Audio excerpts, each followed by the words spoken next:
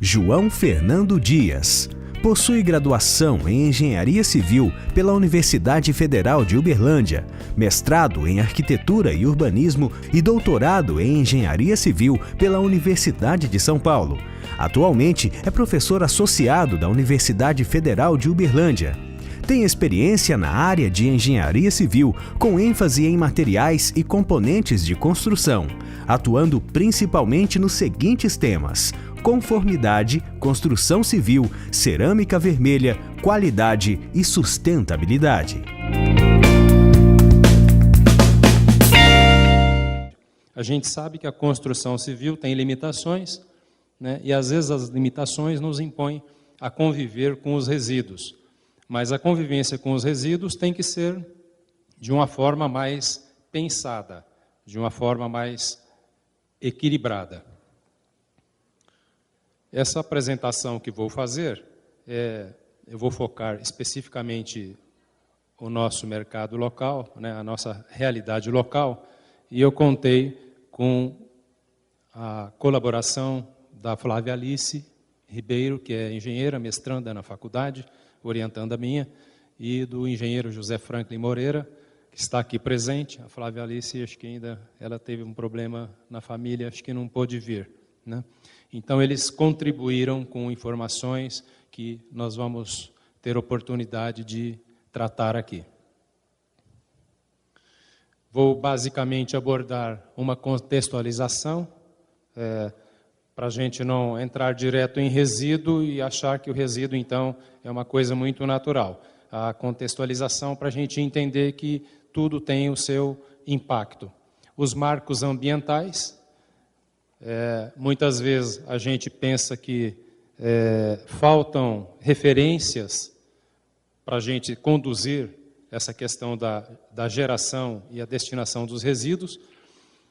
Um pouco sobre a construção civil e a geração de resíduos, alguns dados de Uberlândia, gerados principalmente na pesquisa da Flávia Alice, as pesquisas em laboratório, que são algumas que eu fiz e alguns alunos meus que fizeram, outros estão fazendo no nosso curso de mestrado, e alguns casos práticos de aplicação em Uberlândia, que o engenheiro José Franklin brilhantemente tem conduzido, né? E eu costumo dizer que o Franklin é o homem que faz. A gente pensa, discute, e ele vai e faz, né?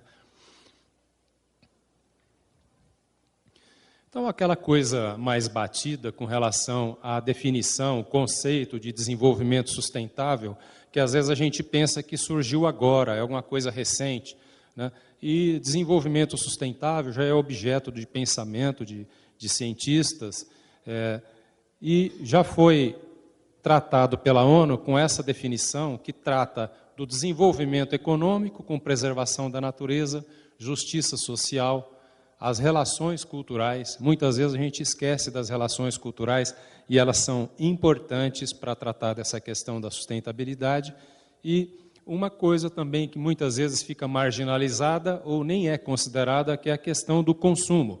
Padrão de consumo tem tudo a ver com sustentabilidade, né? A gente está numa geração que, no mundo capitalista, né, sem querer entrar no mérito de discutir qual que é o mais certo, se é o capitalismo ou não, né, o capitalismo nos induz ao consumo. Então, a gente, às vezes, tem um consumo irresponsável.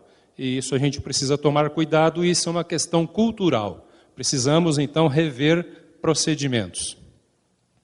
Uma outra definição que também tem uma grande repercussão é essa que foi tratada em uma dos marcos ambientais, que foi a Conferência de Estocolmo, né, que tratava então do nosso futuro comum, porque muitas vezes a gente pensa no hoje e esquecemos que tem um futuro pela frente. E então, nesse nosso futuro comum, o desenvolvimento sustentável é aquele que dá resposta às necessidades do presente, sem esquecer que teremos um futuro, e teremos que dar resposta no futuro também. Então, dentro dessa premissa bem geral que eu apresentei, desse conceito de desenvolvimento sustentável, algumas constatações têm chamado a atenção da gente e às vezes têm até chocado, né, pelo número, pela grandeza dos números e pelos problemas que esses números trazem à tona. Então, nós Até na mídia a gente de vez em quando observa notícias que dão conta de que a humanidade já consome 50% mais recursos do que a Terra consegue oferecer. Então o homem é o bicho consumidor de recursos, né? Os recursos naturais estão aí disponíveis, mas eles não são infinitos. Precisamos tomar cuidado com isso, então. E isso daí, a causa, perda, alteração, fragmentação de habitats, exploração de espécies selvagens, poluição, mudança do clima, são ameaças presentes. Então a gente, quando vê uma notícia que em tal região do Brasil aconteceu uma inundação, em outra região aconteceu deslizamento, em outra região está acontecendo uma desertificação, né, é sinal de que as ações do homem têm agredido a natureza. E ela dá a resposta. Essa notícia, que o lixo produzido no Brasil preencheria 53 maracanãs, também choca a gente. Então, quer dizer, aqui nem está incluído o resíduo da construção. Aqui é lixo mesmo, lixo doméstico e de varrição, limpeza de ruas, etc. Nem está incluído o resíduo doméstico, o resíduo da construção civil. O resíduo da construção civil, que estudos já demonstraram, que representam cerca de 2 vezes o resíduo, o lixo, né, em massa. Então, a gente começa a pensar, poxa vida, é muita quantidade, né? A construção civil gera muito resíduo. Outro impacto que a gente observa, que pode acontecer, a gente observa isso, encontra notícias dessa natureza na mídia também, é que a distribuição geográfica de árvores na Mata Atlântica pode cair 65% até 2100. Se isso daqui pode ser causa do aumento da temperatura. E por que a temperatura aumenta? Porque a temperatura tem aumentado. Os cientistas têm descoberto que o aumento da temperatura está relacionado à geração de CO2, de monóxido, dióxido de carbono e outros gases que são presos na atmosfera e provocam o efeito estufa. E com isso a Terra vai aquecendo. Aquecendo, podemos encontrar no futuro situações de devastação. Essas constatações, então, acabam relacionando os prejuízos que estão relacionados à água, à mudança climática, à biodiversidade, à poluição, à energia, e eu acrescentei aqui o esgotamento também dos materiais naturais não renováveis. Nós, da construção civil, né, utilizamos muito materiais não renováveis, materiais que saem da natureza. Embora a gente às vezes tem a percepção de que solo, terra nunca vai acabar, né? Mas em algumas regiões produtoras de cerâmica, no estado de São Paulo, por exemplo, já se tem dificuldade em encontrar a argila adequada para produzir cerâmica. Em outras regiões já se tem dificuldade para encontrar areia natural, areia lavada. E vai por aí afora. E muitas vezes a gente pensa também que as coisas que estão ao nosso lado é que tem problema. Não, aqui o problema é só localizado, né? Se eu fizer um desmatamento aqui na minha região, eu não tenho conexão com outro lugar. E os cientistas estão mostrando que isso não é verdade. Opa, desculpa.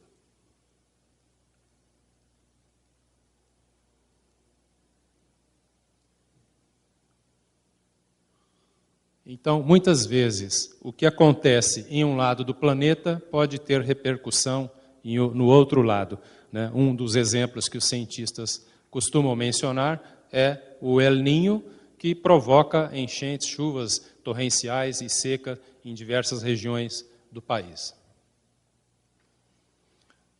Outra notícia também, que é de deixar a gente com a cabeça quente, é com relação o gelo, a área de degelo que está acontecendo no Ártico, com a camada ficando cada vez mais fina, e é claro, não existindo gelo, a água vai para algum lugar, vai para os oceanos, e a gente não é difícil de prever que as áreas litorâneas podem sumir do mapa.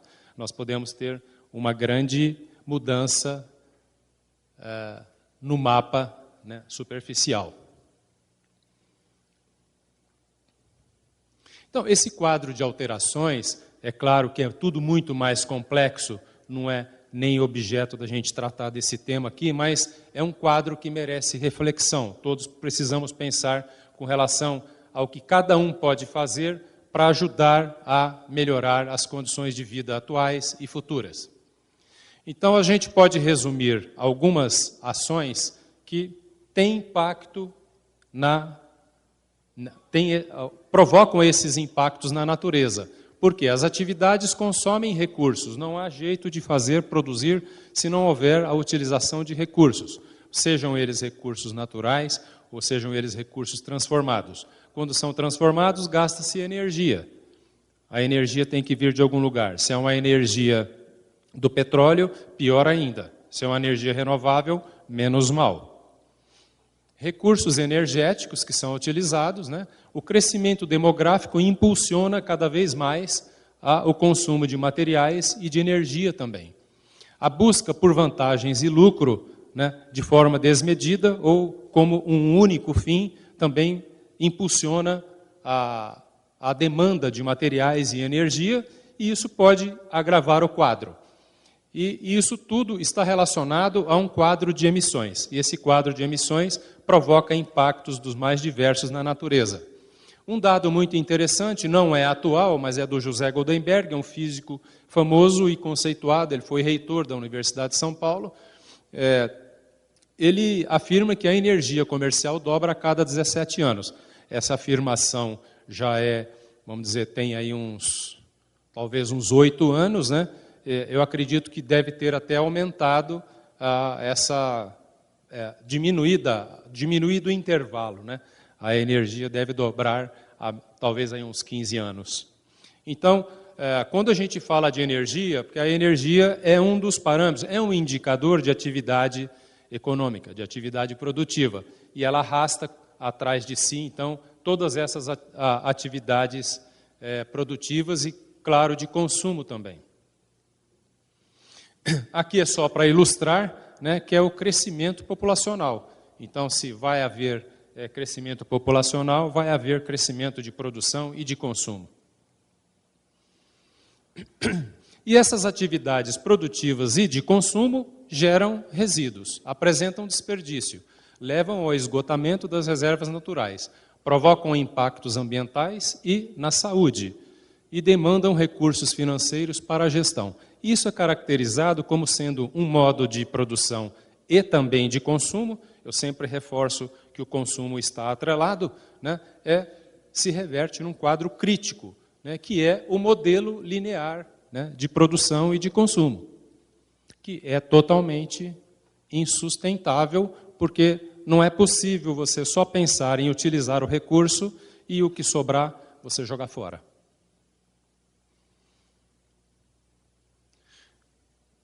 Se a gente procurar na web, como eu procurei aqui, a gente vai encontrar, tem imagens da web, tem outras imagens do nosso grupo de pesquisa na universidade, a gente vai se deparar com situações insólitas como essas aqui, né? Onde a gente anda tem resíduo de todo tipo e jogado de qualquer forma.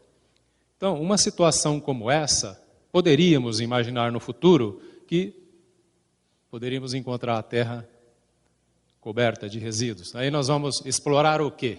Né? Será que nós vamos ter que, no futuro, viver de resíduos? Agora, trazendo, então, mais para o setor da construção civil, vou passar aqui algumas imagens que eu chamo de imagens marcantes, porque elas traduzem bem o que acontece, não é só aqui em Uberlândia.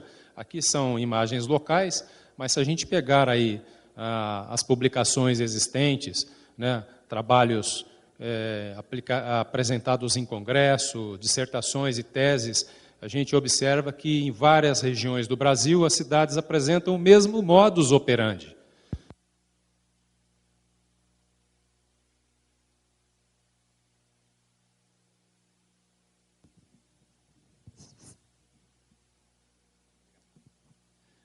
O que acontece aqui em Uberlândia também acontece em várias partes do Brasil. Então, isso não é novidade, mas é uma situação, sim, que se nós pensarmos a construção civil como um setor industrial, A construção civil é a indústria da construção civil, ela tem grande importância, né, para o país. Ela representa aí, talvez só a construção em torno de 8, 10% do PIB brasileiro. Se a gente pensar no constru business, que pega a cadeia produtiva como um todo, isso pode chegar a 15%. Então estamos falando de números muito grandes, né? É muito dinheiro envolvido. Não é possível a gente conviver com uma situação dessa. A gente já viu por aí jogado peça de automóvel, pedaço de paralama da indústria automobilística? Nunca, a gente não enxerga isso em lugar nenhum. Da indústria de eletrodoméstico, a gente encontra por aí televisão jogada, geladeira jogada, porque a indústria jogou ali? Não. Então nós precisamos quebrar essa forma de produzir. Aqui mais imagens locais, né? Que a gente percebe que esse modus operandi de geração e descarte dos resíduos não acontece só na periferia, né? Se a gente sair daqui do shopping, que é uma área central, se a gente der uma volta por aqui, logo a gente vai encontrar uma situação parecida como essa em algum terreno desocupado.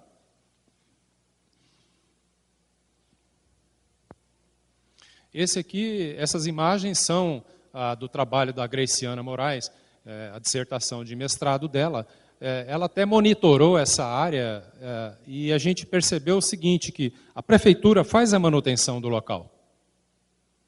Ali, hoje a prefeitura chama isso de ponto crítico, então as pessoas vão jogando, escolhem, elegem ali por livre e espontânea vontade algum local e começam a depositar ali o seu resíduo, e isso aí serve de atrativo, e quando se vê, tem uma montanha, né, a prefeitura, vez por outra, vai lá e faz a limpeza, mas ela acabou de fazer a limpeza, imediatamente já acontece a mesma coisa. Então, é um serviço que não tem fim, e é muito oneroso e ineficiente. Então, custa muito para os cofres públicos, um dinheiro que poderia ser gasto em alguma atividade mais nobre. Algumas coisas aqui a gente chama atenção também, né? Onde tem urubu, provavelmente tem bicho morto, né? E aqui uma área de preservação permanente, aqui carcaça de animal, né? E aqui uma área urbanizada. E talvez essa imagem, que é a imagem mais emblemática, que crianças vão se divertir num local como esse, né? Áreas de periferia, onde talvez a criança não tenha o que fazer, vai brincar na rua, vai para esse local, às vezes acha algum objeto, alguma coisa que ela pode pegar e se divertir com aquilo. Então a gente precisa pensar bem com relação aos impactos, né? Os impactos não são só visuais, né? São impactos à saúde. Esse trabalho também é uma dissertação de mestrado que nós fizemos lá em Ituiutaba. A gente percebe também jovens, crianças brincando em uma área, poderíamos chamar de ponto crítico, né? Aqui a gente percebe uma senhora, né, fazendo uma reforminha na casa, e aí, eu vou jogar onde? Joga ali do outro lado da rua, não tem nada a ver comigo. E aqui uma coisa que acontece frequentemente também, é que o resíduo da construção está aqui por baixo, ou talvez aqui seja um daqueles bolos recheados, né? Aí tem uma camada de creme, outra de chantilly, outra de massa de bolo mesmo, outra de pé de moleque, né? E é um recheio total que a gente nunca sabe o que tem numa caçamba, né? Porque a gente tem percebido que quando vai começar uma obra, o primeiro equipamento que chega é a caçamba. E a gente tem que tomar cuidado com isso. A caçamba é para recolher o quê? Resíduo da construção civil, segregado. Isso seria o ideal. Isso aqui em Ituiutaba. Aqui algumas imagens locais, geradas aí pela Flávia Alice, que chegou. Bom, e por que isso acontece? Acontece porque é uma questão cultural, né? A construção civil não pede para ninguém fazer isso, né? A construção civil não gostaria que isso acontecesse, mas acontece, é uma questão cultural. E começam a surgir charges, né? E a gente pega por aí na internet, e caracterizam muito bem essa questão de descaso das pessoas com relação ao meio ambiente. E isso, tecnicamente, chama-se transferência de responsabilidade. Então, tem uma caçamba na obra, né? A obra é vizinha da minha casa, eu tenho o meu lixo doméstico, eu saio lá à noite, vou jogar o meu lixo lá, mas a caçamba leva, né? Isso é transferência de responsabilidade. Isso é falta de cidadania. E isso acontece em todos os bairros, em qualquer parte da cidade. Será que é falta de regulamento? Muitas vezes a gente pensa que, não, isso aí está acontecendo porque falta alguma lei. Vamos pensar lá, vamos falar com o vereador para ele criar uma lei. Então vamos ver a quantidade de textos regulamentares que a gente chama de marcos ambientais, né? A nível federal, tem uma infinidade deles e ainda a gente pode aqui, duplicar, triplicar, porque tem inúmeras normas brasileiras também que são relacionadas ao assunto. Então, a nível federal tem muita coisa. A nível estadual, tem bastante também. A nível municipal, falando de Uberlândia, a gente vê que a lista é extensa. Bom, são regulamentos perfeitos? Provavelmente não. Resolvem todos os problemas ou consideraram todos os problemas? Provavelmente não. Mas são referenciais que deveriam estar sendo seguidos. E aí, se a gente fizer um levantamento, a gente percebe que pouca gente respeita o que está nesses regulamentos, normas e leis. E a construção civil? Então, voltamos a afirmar, construção civil é um setor importantíssimo, né? Ele representa a cadeia como um todo, de 10% a 15% do PIB, mas consome muitos recursos naturais. É grande geradora de empregos. Então, o país, quando está em crise, a gente vê isso na mídia, né? Está em crise, precisa incentivar, melhorar a economia, incentiva a construção civil, porque gera muito emprego. É grande consumidora de energia, é chave para o desenvolvimento, porque ela supre, né, a sociedade ou as cidades, ou seja, lá o que for a infraestrutura do país, é provida pela construção civil. Gera impactos ao meio ambiente, mas também pode colaborar para a mitigação dos impactos. Então, a gente tem alguns exemplos marcantes, né, na indústria, no construbusiness, que é a indústria cimenteira. Para fabricar cimento já se usa há muito tempo resíduos, né, que são as escórias de alto forno e outros tipos de resíduos, né, para fabricar cimentos, vamos dizer, com menos impacto, porque gastam menos energia para a sua fabricação, gastam menos matéria-prima, consequentemente, ele tem um retorno do ponto de vista da mitigação, né? Mas talvez esse tipo de cimento esteja com os dias contados. Não sabemos até quando que vamos ter escória de alto forno, por exemplo, para usar na fabricação do cimento. Alguns dados da construção civil também nos chamam a atenção.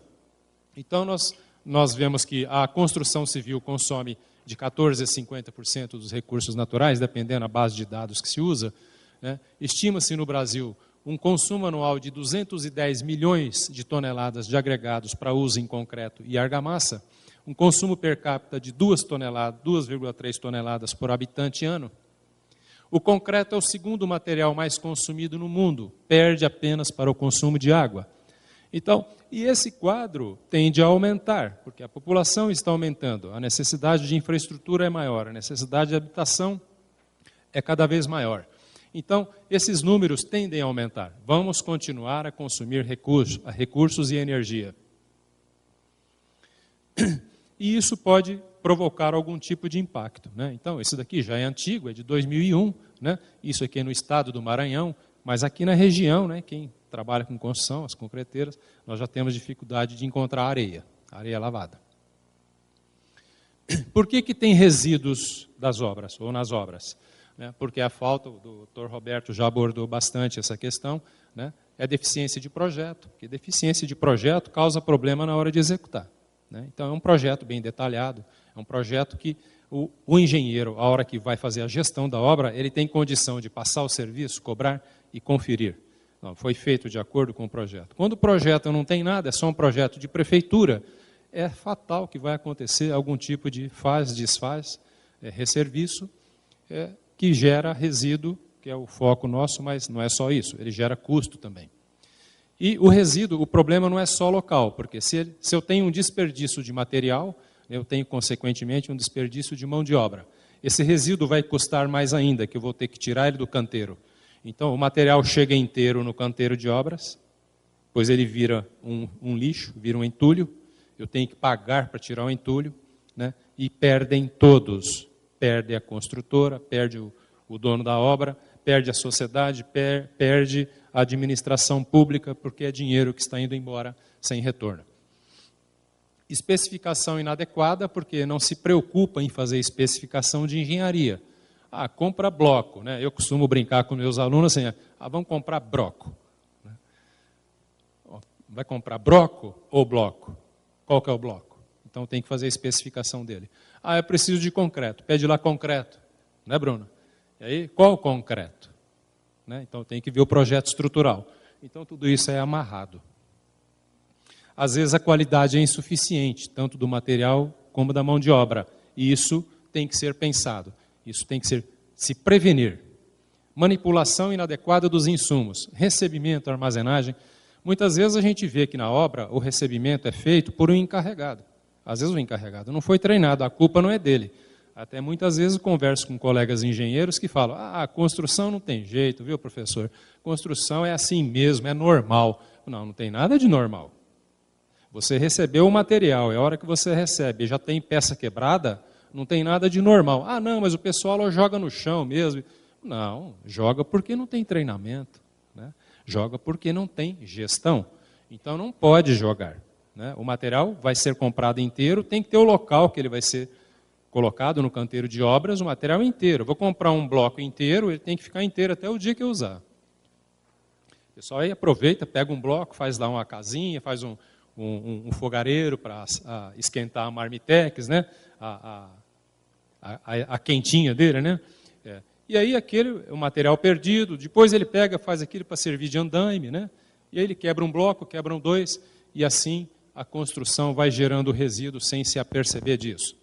E muitas vezes também a gente tem o resíduo inevitável, porque às vezes a limitação técnica não permite que se diminua a quantidade de resíduo.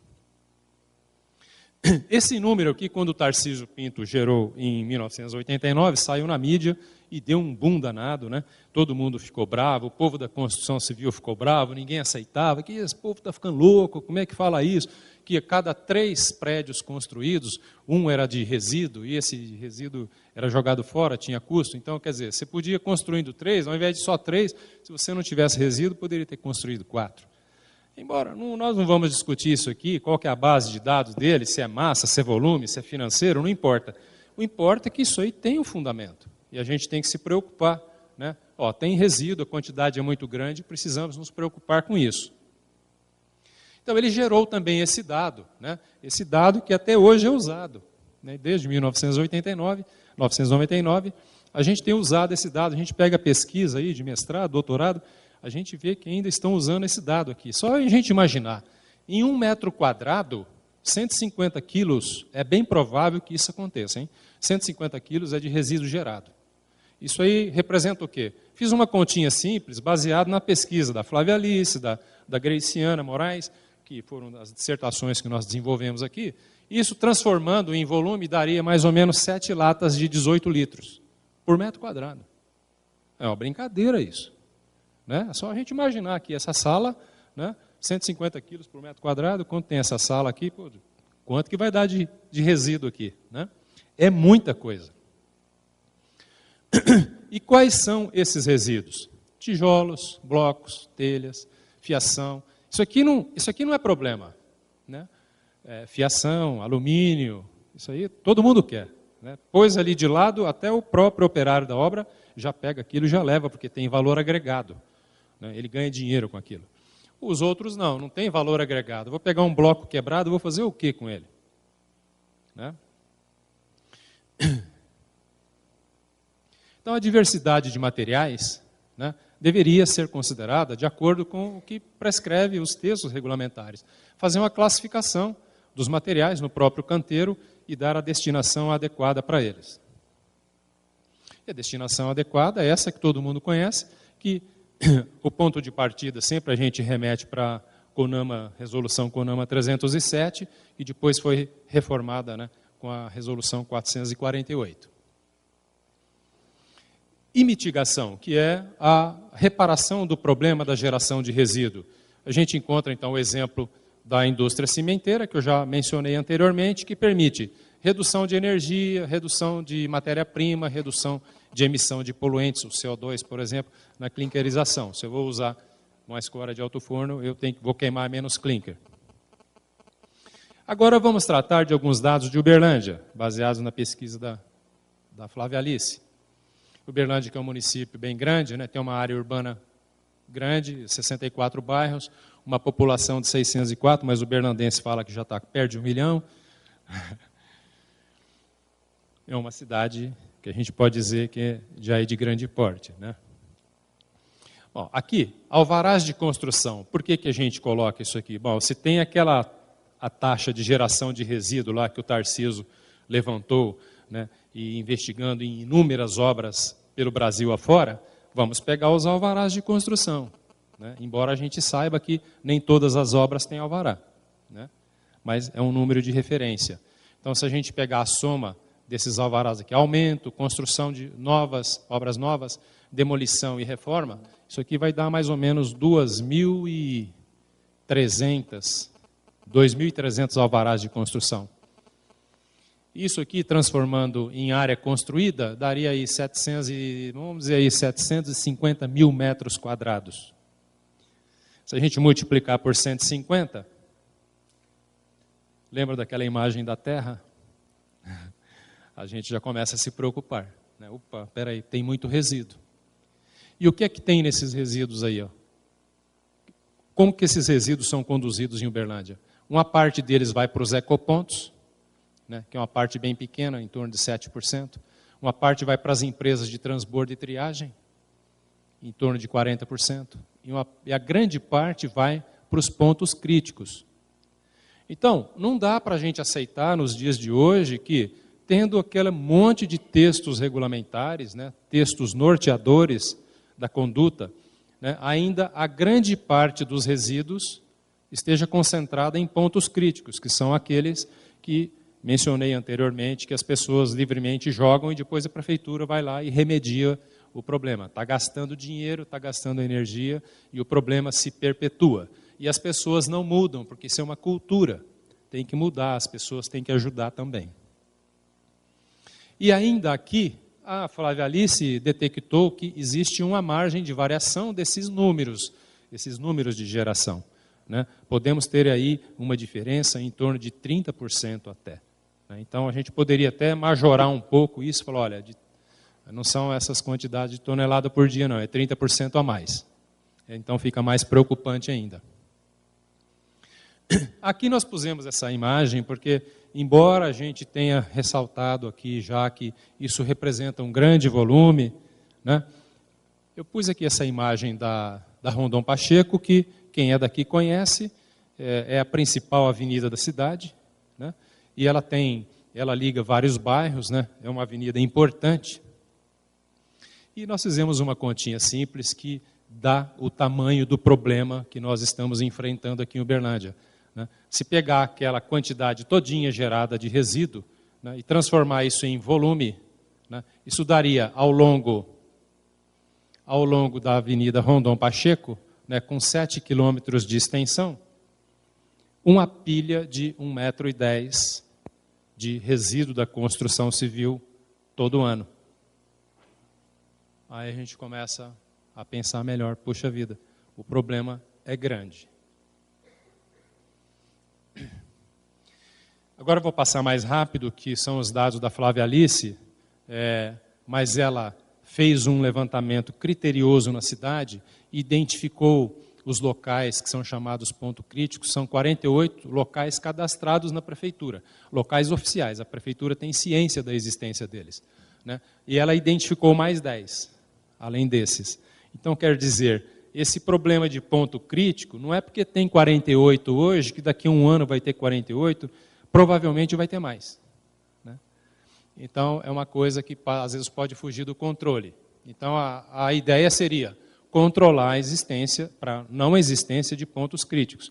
Para não acontecer isso, o órgão público tem que oferecer saídas, porque às vezes a pessoa quer jogar num local adequado, mas não existe. Lá perto da casa dela não tem.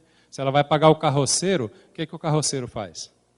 Ele dá uma olhada do lado, dá uma olhada do outro lado, tem ninguém, ele joga ali mesmo. Ele pega o dele, joga ali e vai embora. Né? Então, tinha que fazer um sistema que funcionasse, um rastreamento, né, para poder controlar isso. Algumas imagens aqui dos pontos críticos encontrados aqui em Uberlândia. Vou passar rapidinho, porque é uma repetição desse estado de preocupação para a gente. Né? A gente encontra de tudo.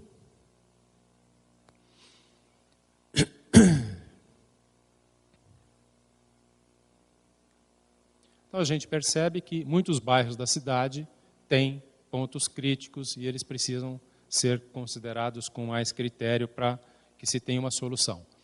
Pequenos geradores têm também os pontos de entrega voluntária. Aí são pontos bem organizados, né, onde pequenos geradores, até 1 metro cúbico, eles podem levar o resíduo e entregar nesses pontos. Eles recebem resíduos de várias origens, inclusive o da construção civil. Então, aqui em Uberlândia, nós temos 10 ecopontos. Vamos pensar assim, e se a gente quisesse, então, transformar ponto crítico em ecoponto? Aí nós precisaríamos 58 ecopontos em Uberlândia. Pô, será que é viável fazer isso? Né? Então, a gente pegou como referência, por exemplo, Belo Horizonte, que tem uma população de 2.300.000 habitantes, ela tem 33 unidades de recebimento de pequeno volume, que são esses ecopontos. Em São José dos Campos, com uma população de 630 mil, provavelmente do porte de Uberlândia, 11 ecopontos. Então, será que é só problema da falta de pontos de entrega? Pode entrar. Estou recebendo um reforço aqui da minha família. Pode entrar. Senta aqui.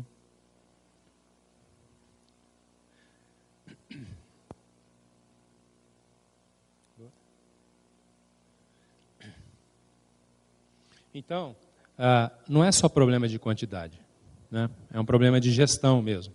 E a gestão passa pela conscientização, mudar a cultura. E os grandes geradores? Aqui em Uberlândia temos 16 empresas que exercem essa atividade, coleta, transporte, triagem e destinação final. E as imagens que caracterizam as atividades deles são mais ou menos como essas. Né? Quer dizer, são empresas que pegam o resíduo, deveriam fazer uma seleção, uma segregação, e depois encaminhar cada tipo de resíduo para o seu local adequado. No caso do resíduo da construção civil, onde poderíamos entregar em Uberlândia? Nós não temos ninguém reciclando resíduo da construção aqui em Uberlândia. Seria muito interessante que tivéssemos. Né? É uma questão de mercado? É, mas por que ninguém entrou ainda no mercado? Bom, às vezes a pessoa pensa, vou investir, um empresário vai investir e ele não sabe se vai ter comprador para o produto dele. Eu vou fabricar agregado e depois eu vou vender para quem? Quem que vai comprar? O senhor compraria para fazer concreto, doutor Bruno? Não sei, né? Ia pensar bem. Então, a empresa que faz pavimentação, né, também ia pensar, opa, peraí, será que eu uso, será que eu não uso? Né, fica em dúvida. Então, aquela história, né, doutor Roberto? Vamos esperar alguém usar para depois a gente ver. Né? Então, o Franklin já usou. A gente vai ver aqui, dá certo. Então, os destinos finais, que são esses aí, né? E o destino final dos pontos críticos. Aqueles que saem dos pontos críticos, que estão sendo destinados, assim, tem uma vossoroca na fazenda de não sei de quem, tem um não sei quem, não sei, um buraco, não sei onde, vai jogar lá. Isso não é a forma adequada. O doutor Roberto mencionou na palestra dele, agora há pouco, né? Uma grande construtora, uma grande empresa em São Paulo foi construir um edifício num determinado local, não fez a investigação do terreno e depois descobriram que ali tinha contaminação. Quem garante que, junto com esse resíduo retirado do ponto crítico, jogado em qualquer local, não vai ter uma contaminação futura, né, por solubilização de produtos que tem ali, ou seja, transformações químicas que podem haver? Quem é que sabe o conteúdo do resíduo que tem ali no ponto crítico? Ninguém sabe. Como que nós poderíamos usar, doutor Ranieri, um resíduo desse tipo? Né? Vamos pegar esse resíduo e hibritar para fazer agregado para concreto? Porque nós não sabemos o que tem ali. Né? Doutor Cléo, usaria um resíduo desse na sua obra? Provavelmente não. Né? Então a gente se depara, né, novamente com a quantidade. A quantidade é muito grande. E se a gente pensar na área que eles estão depositando, a conta não fecha. Né, Flávia Alice? Não fecha. Está sobrando resíduo. Né, e precisamos, então, pensar de forma inteligente o que fazer com eles. Se ela não fecha, uma das coisas inteligentes que a gente pode fazer é a reciclagem. Né? É uma forma de mitigar os problemas. Então, aqui eu vou contar alguns casos, que são experiências que eu passei, e alguns alunos meus, com pesquisas que nós fizemos e estamos fazendo, no nosso programa de mestrado lá da Engenharia Civil da UFO. Aqui eu estudei um resíduo que é gerado na indústria cerâmica, esse é caco de telha, propriamente dito chamado caco de telha, né? Esse resíduo é um resíduo queimado, limpo, ele sai da indústria limpinho e é jogado na periferia da cidade, depois ele vai se contaminar, vai ser contaminado, porque um montinho de resíduo num local é um atrativo para outros tipos de resíduo. Então, eu estudei esse material, né? Fiz a britagem dele, mais de 10 toneladas, eu britei aqui em Uberlândia, recolhi 10 toneladas em Monte Carmelo, trouxe para Uberlândia, britei nas empresas aqui da CMC e na Araguaia e produzi agregado reciclado de telha. Com eles eu estudei a possibilidade de fazer camada de pavimento de baixo volume de tráfego. Por que ele foi restrito a baixo volume de tráfego? Porque é um resíduo que é um pouco frágil, a resistência dele é um pouco baixa. Então eu não posso comparar esse resíduo com a brita de basalto. Mas dá para usar? Dá. Estudando, né, investigando o material e adotando a técnica correta, dá para usar. Então é possível. Se isso estivesse sendo aplicado, né, boa parte do resíduo das indústrias poderia já estar sendo aplicada, né, em pavimentação, em base, subbase de pavimento, em várias cidades por aqui da região. Porque a gente tem que pensar no transporte também, né? Se eu pegar o resíduo aqui, né, fizer o agregado e transportar lá para o estado de São Paulo, lá para o estado de Goiás, isso também não é sustentável, porque aí eu vou gastar muito combustível fóssil, vou gerar CO2. Então eu resolvo o problema da indústria e crio um problema para o meio ambiente. Então a sustentabilidade, a gente tem que pensar isso de uma forma sistêmica. Então dá para usar. Né? Aqui é uma pesquisa da Adriana Fonseca, que nós pegamos esse mesmo resíduo e estudamos a possibilidade de substituir a brita de basalto pela brita dessa telha moída. Né? Que a gente observa aqui na imagem o agregado graúdo de telha. E aqui a mistura do concreto. Então, é possível fazer? É. A aparência dele fica mais ou menos assim. Né? É claro, vai perder resistência? Vai, porque o agregado tem resistência mais baixa do que o basalto. Mas, se eu não precisar de um concreto de resistência elevada, eu posso fazer um concreto de resistência mais baixa com ele. É claro que tudo isso tem que ser bem estudado, né? E não é simplesmente pegar o material, o resíduo, e falar, vou fazer concreto é só misturar com cimento. Não é não. Né? Então eu tenho que pensar bem. Até nessa época, estava fazendo a pesquisa, encontrei com um conhecido meu no aeroporto de Uberlândia, e ele, com a esposa dele falou, nossa, professor, eu vi aquela pesquisa que vocês estão fazendo lá, parabéns, viu? Só tem que pôr o lixo no concreto mesmo, porque precisamos resolver o problema de lixo em Uberlândia. Então não é bem assim, né? Não é o sorvedor universal, né, dos lixos. Então, só para ter alguns números, né, porque aqui tem muito engenheiro, né? O engenheiro gosta de número. E um concreto convencional de resistência moderada, né, feito com esse agregado, foi possível observar que a resistência à compressão caiu em média 42% com relação ao concreto de referência com agregado de basalto. O módulo de deformação cai mais, ou seja, o concreto passa a ter um módulo mais baixo, e isso pode ser até um fator positivo. Né? Mais para frente eu vou comentar sobre isso. E cai também a resistência à tração, na flexão e também na compressão diametral. Mas um concreto com 50% só de substituição, ou seja, então eu não vou fazer, caiu a resistência lá 42%, eu não vou usar só esse resíduo, vou usar 50% de resíduo, 50% de brita de basalto. Aí a resistência já ficou equiparada. Então, dá para a gente pensar em usar. A partir daí, nós investimos em uma outra pesquisa, que é do Vanderlei Silva, lá da faculdade, que o material é esse também, continuamos estudando esse material, e nós investigamos a resistência do material propriamente dito. A gente sabe que o basalto tem uma resistência altíssima. A resistência desse material aqui, desse agregado, é bem baixa, mas ela atinge, em média, 27 MPa. Bom, se eu não precisar de um concreto muito resistente, eu posso usar esse agregado. E aí nós, então, investimos no estudo de um concreto autoadensável com esse agregado. Por que autoadensável? Porque aí nós visualizamos a possibilidade de fazer unidades habitacionais, casas aí de 40, 50 metros quadrados, que nós vemos aí com o PAC a proliferação desses conjuntos habitacionais aqui na região todinha, no Brasil inteiro. E, às vezes, vamos dizer que aqui em Monte Carmelo tem um polo produtor de agregado para fazer esse concreto. Produtor entre aspas, porque a gente não gostaria que tivesse. Porque resíduo é assim, o ideal é não gerar. Se gerou, o ideal é aproveitar. Se não aproveitou, o ideal é reciclar. Se não reciclou, o ideal é reservar. Ninguém sabe o futuro. É o caso da água, doutor Roberto? Hoje a água é barata. Daqui a 50 anos, talvez não tenhamos mais água. Hoje, o agregado ainda é barato. Daqui a 50 anos, talvez não tenhamos mais agregado para fazer concreto, hein? Precisamos pensar nisso.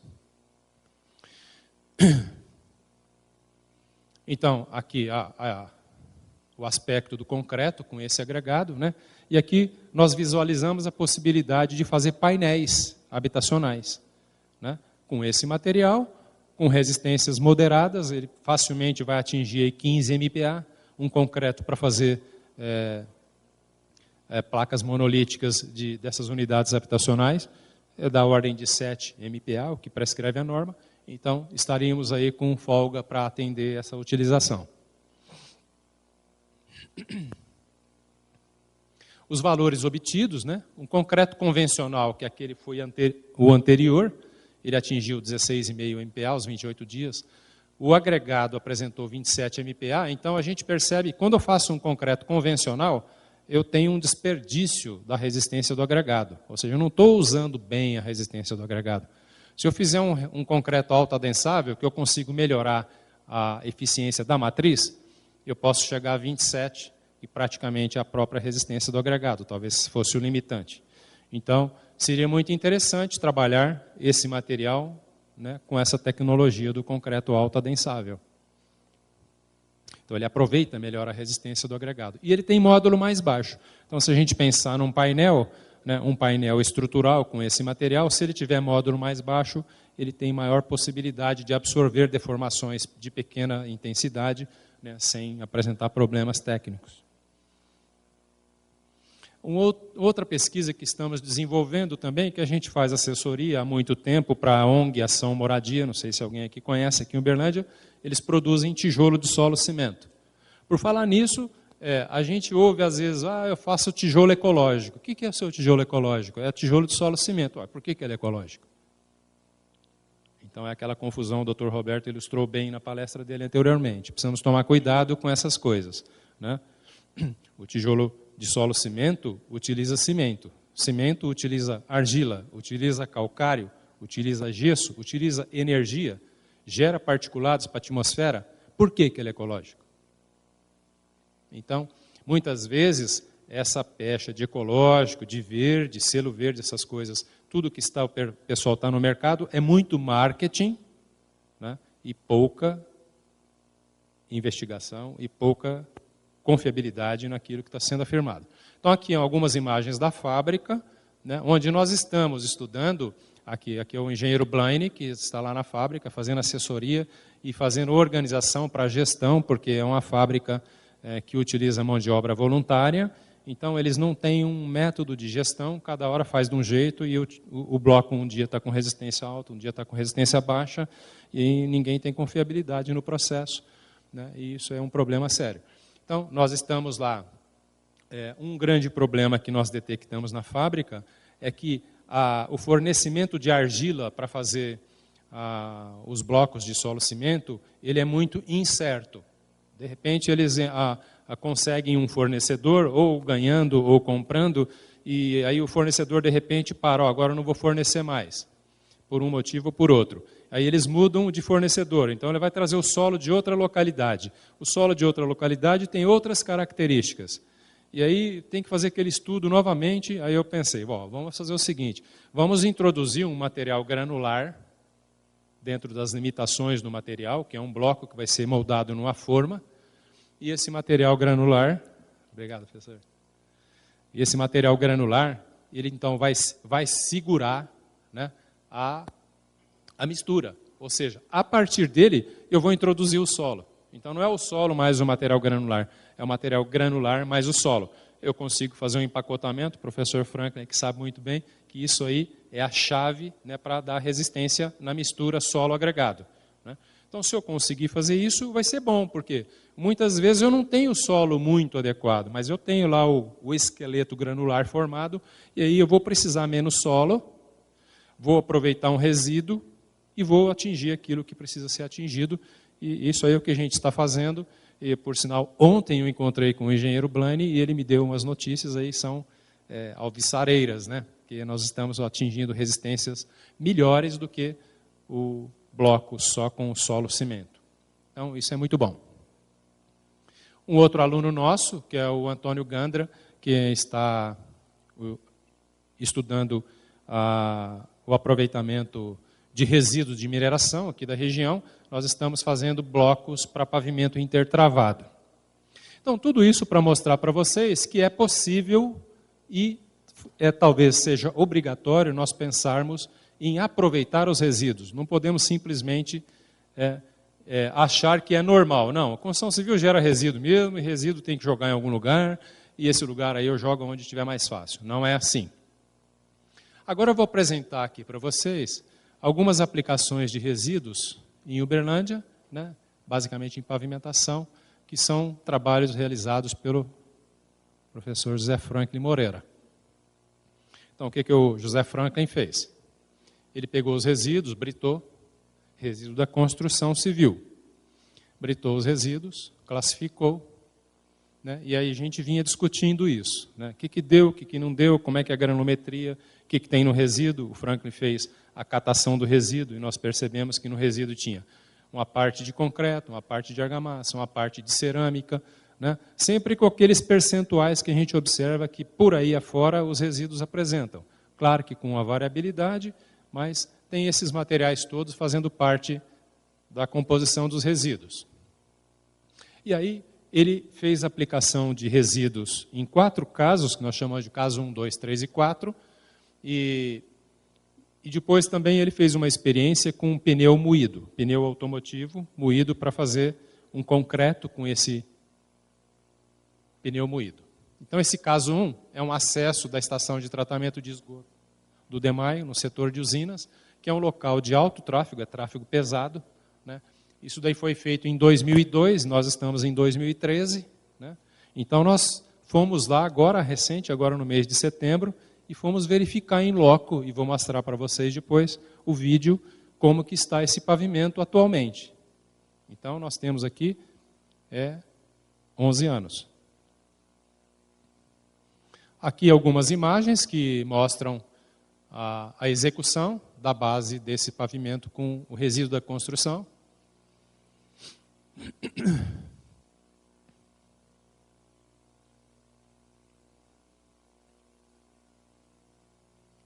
E o professor Franklin acompanhou isso, né, em cima da pinta, e não houve dificuldade para a execução, né, professor?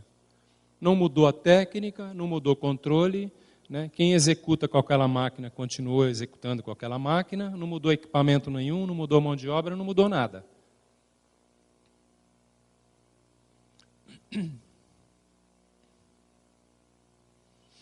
O caso 2. Ligação do bairro Planalto com a BR-497 e o bairro Santo Inácio. 2003, 10 anos. A descarga do RCD, o espalhamento, aqui.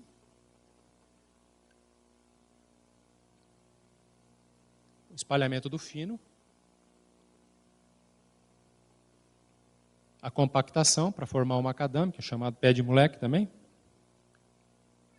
A pista imprimada.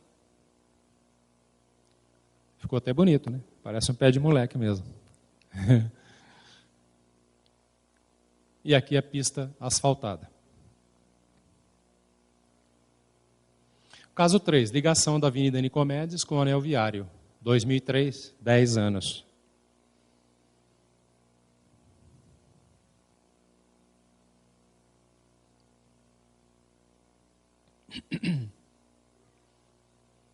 Caso 4, Avenida Serra da Mantiqueira e ruas do bairro Campo Alegre. Aqui interessante porque o Franklin, que é um idealista, né, e visionário, falou, vou usar o resíduo do conjunto habitacional. Ali estava sendo construído um conjunto habitacional. Gera resíduo? Gera. A Viviana estudou isso, né, nossa aluna pesquisou, e gerava resíduo também. E ele pegou aquele resíduo e utilizou nessa construção. 2005, começou em 2005, terminou em 2009, demorou porque primeiramente ele só fez o antipó, e depois é que veio a ser pavimentada. Né? Então está lá o conjunto habitacional, o resíduo do conjunto ficou ali mesmo, não foi levado para lugar nenhum. Ele espalhando, nesse caso o resíduo não foi britado, né? Ele foi compactado no próprio local.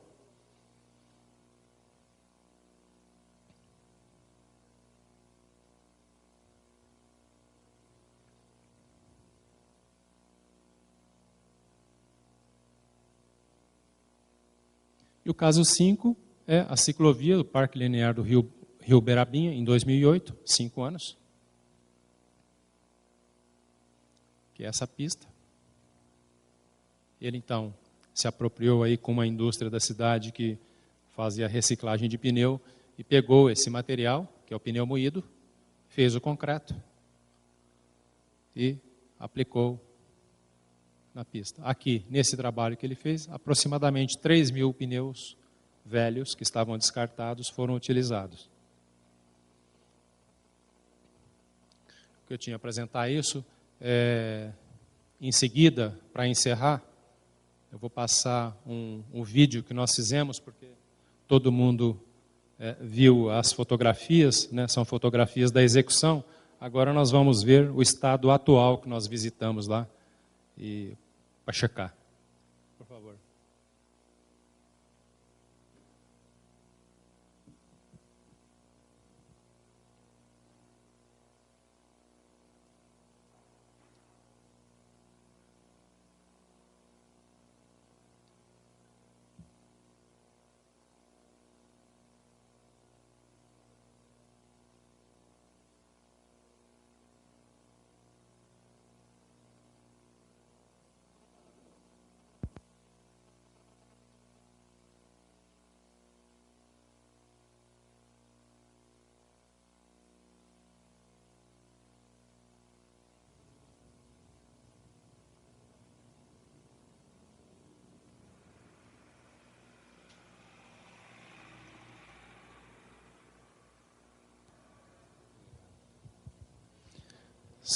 São imagens agora de setembro.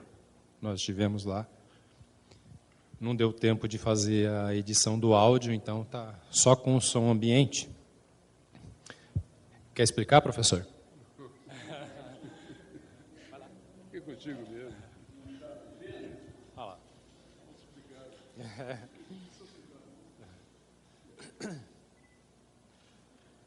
O Franklin é arqueólogo também. Ele está fazendo uma escavação ali.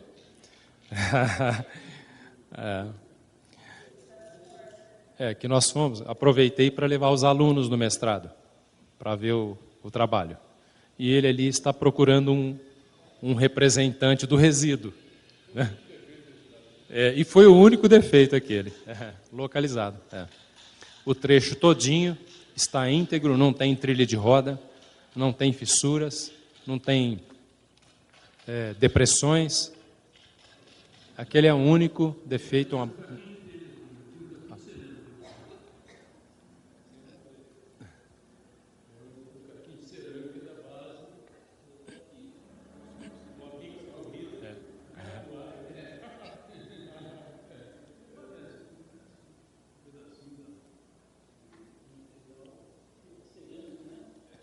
Esse buraco aumentou porque ele ficou escavando lá meio-dia. O buraco era pequenininho.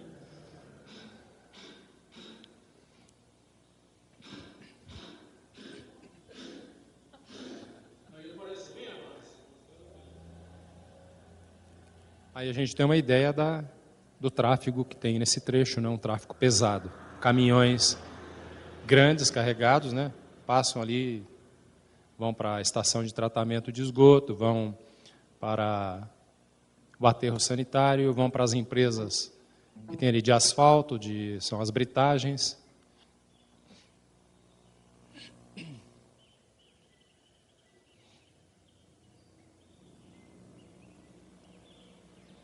Tem algum engenheiro estradeiro aqui? Não, né?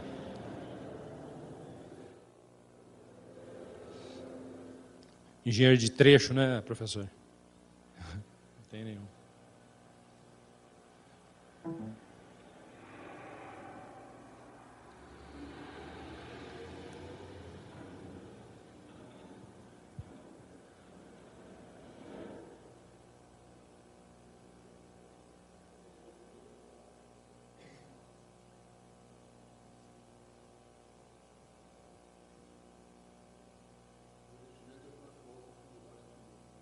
Ah, sim, eu esqueci de mencionar. Então, o revestimento aí desse trecho foi com asfalto borracha, que ajuda, né? Ele é mais resiliente, então ele ajuda a suportar mais as cargas, né?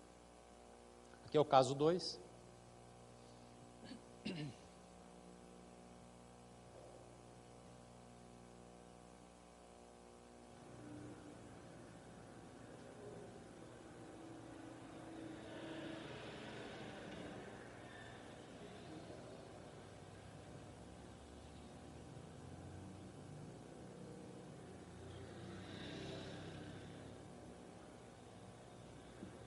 É um tráfego leve, mas é um corredor de ônibus.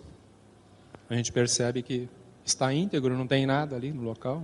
Perfeito o pavimento. O caso 3. Hoje é um tráfego leve, né? Mas futuramente vai ser pesado, né?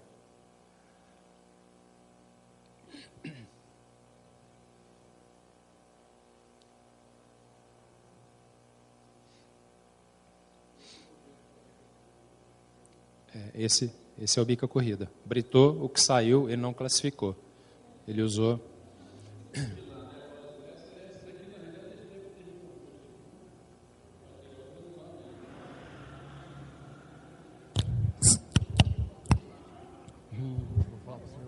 Não vai ter prazer, não. Mas vai ter muita gente. Você pode esperar. Esse buraco aí não é no pavimento, não, viu? Esse é no acostamento. Uma cerâmica. Sim.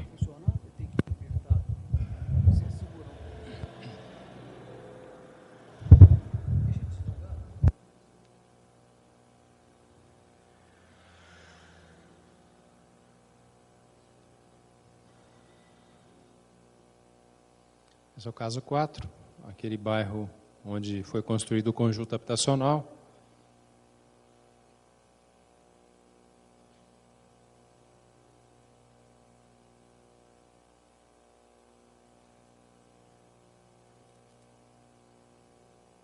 Então tem muitas formas de aproveitar o resíduo da construção, né? Na pavimentação é um aproveitamento assim, vamos dizer, líquido e certo, né? Porque o material britado, quando ele é britado, bica corrida, ele apresenta frações, material retido em todas as frações praticamente. E isso aí dá um empacotamento adequado. Se tiver resíduo de concreto, melhor ainda.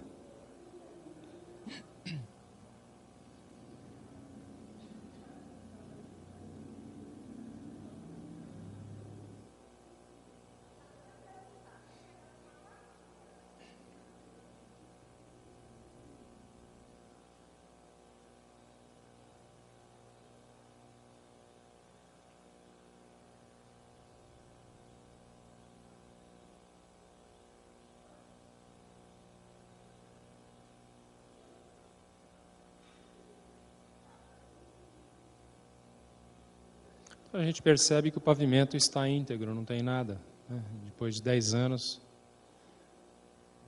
sem defeito. E utilizou o resíduo. Além de utilizar o resíduo, deixou de transportar esse resíduo que seria depositado em outro local.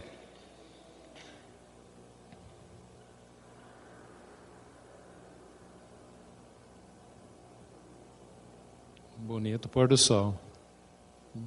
Fechou com chave de ouro aqui. E aqui a ciclovia, que é o concreto de cimento Portland, com adição de 25% de agregado miúdo de borracha de pneu.